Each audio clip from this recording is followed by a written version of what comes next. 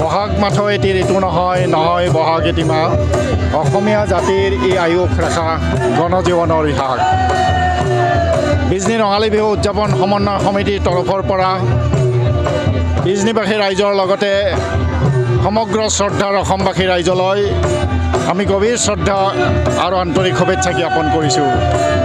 বিহু অসমৰ প্ৰাণৰ উৎসৱ, জাতীয় উৎসৱ, অসমীয়াৰ অতি হেঁপাহৰ উৎসৱ। অসমৰ জনজীৱনৰ বিহু অমূল্য সম্পদ, অসমীয়া সংস্কৃতিৰ বৰঘৰ। বিহুৱে অসমীয়া জাতিক প্ৰাণৱন্ত কৰে, সংস্কৃতিবান অসমীয়া জাতিক উজ্জীৱিত কৰে।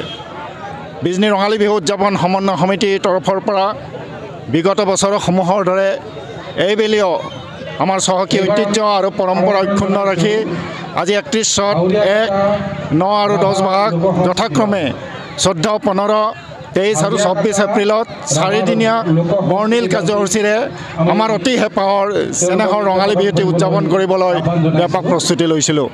আজি প্ৰথম দিন ৩১ চ'তৰ কাৰ্যসূচী ইতিমধ্যে আৰম্ভ হৈ গৈছে। ৰাতিপুৱা বিহু পতাকা উত্তোলন, শ্বহীদ তৰ্পণ, শ্বহীদ পৰিয়ালবৰ্গক সম্বৰ্ধনা জ্ঞাপন, এই অঞ্চলৰ কীৰ্তিমান ছাত্ৰ ছাত্ৰীসকলক আমি বিহুৱানেৰে সম্ভাষণ জনালোঁ।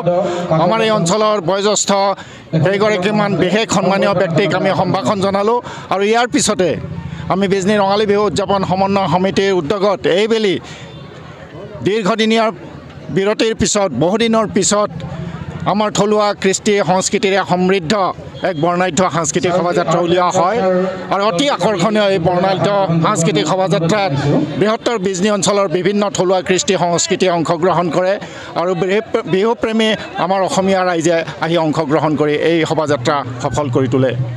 তাৰ কাৰণে মই সমগ্ৰ বিহুবলীয়া ৰাইজক আন্তৰিক ধন্যবাদ জ্ঞাপন কৰিছোঁ আৰু অহাকালি ১ বহাগত আমাৰ ছাত্ৰ ছাত্ৰীসকলৰ মাজত বিভিন্ন ক্ৰীড়া আৰু সাহিত্য প্ৰতিযোগিতা অনুষ্ঠিত হ'ব।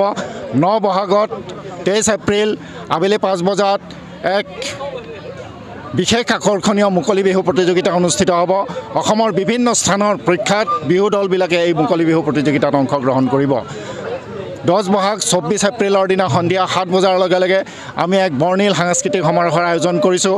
এই সাংস্কৃতিক সমাৰোহত অসমৰ এগৰাকী প্ৰখ্যাত শিল্পী, জনপ্ৰিয় শিল্পী, আমাৰ আটাইৰে মৰমৰ সুবাসনা দত্তই অংশগ্ৰহণ কৰিব। তেওঁৰ লগত উপস্থিত থাকিব মানস প্ৰতিম আৰু মূৰ্ছনা নামেৰে এগৰাকী নৱাগত প্ৰখ্যাত জনপ্ৰিয় শিল্পীয়ে। গতিকে আটাইকেইদিনৰ সমূহ কাৰ্যসূচীত সমগ্ৰ বিজনীবাসী ৰাইজৰ লগতে সমূহ বিহুবলীয়া ৰাইজক বিজনী ৰঙালী বিহু উদযাপন সমন্বয় সমিতিৰ তৰফৰ পৰা আন্তৰিকতাৰে আমন্ত্ৰণ জনালোঁ আৰু আটাই ৰাইজৰে আমি আন্তৰিক সহযোগিতা কামনা কৰিছোঁ। ধন্যবাদ।